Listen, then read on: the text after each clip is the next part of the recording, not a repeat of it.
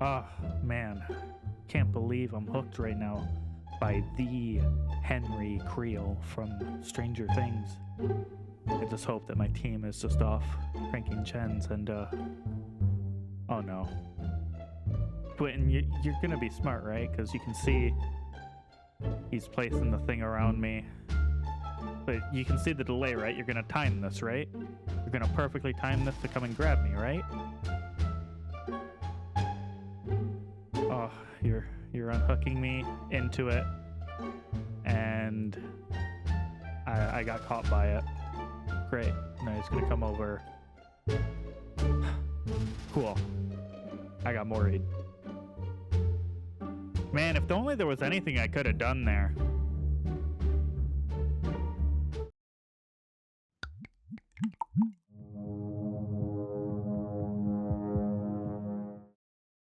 Hey guys, Frexy and Grace here, back with another Dead by Daylight commentary video.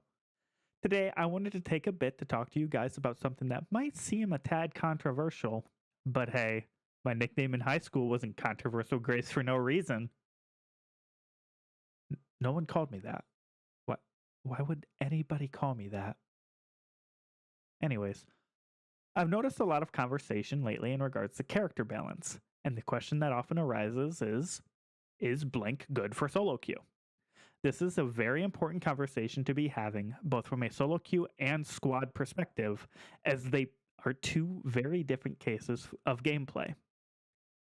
The problem is, lately it has felt like there is more leniency in these discussions for the solo queue experience, and I want to address why this can be a very bad thing.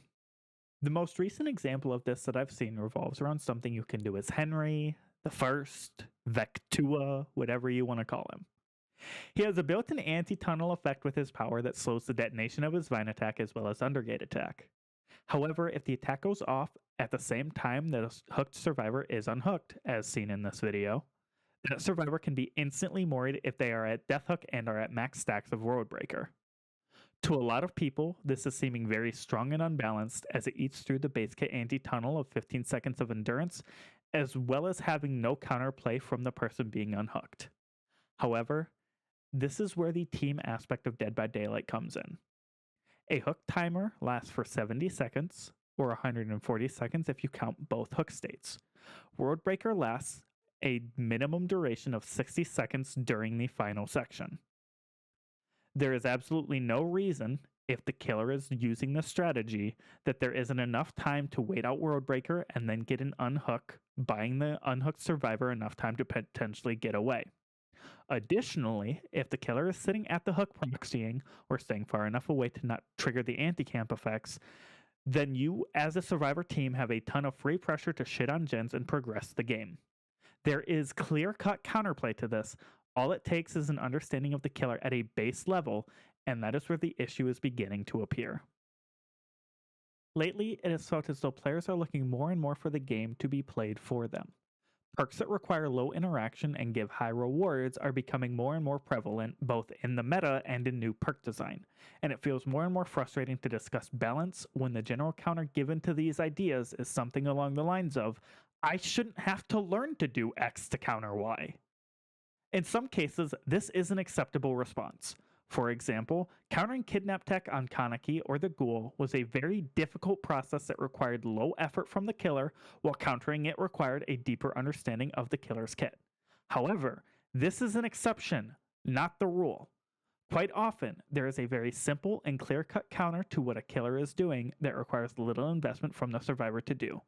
However, it feels, in many discussions that I and other people are having on the subject, that the general consensus is that expecting survivors to learn to play differently based on the killer they're facing is not a reasonable request.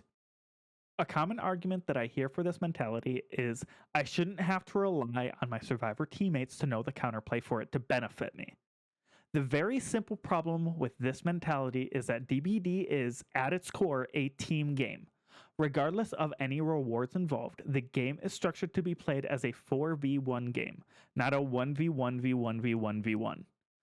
Part of team gameplay is acknowledging that sometimes you are going to have a weak link you have to play around. You won't always have a teammate that is, going to know exactly what is going on, and that merely brings to light a different issue involving MMR, but that's a subject for another video.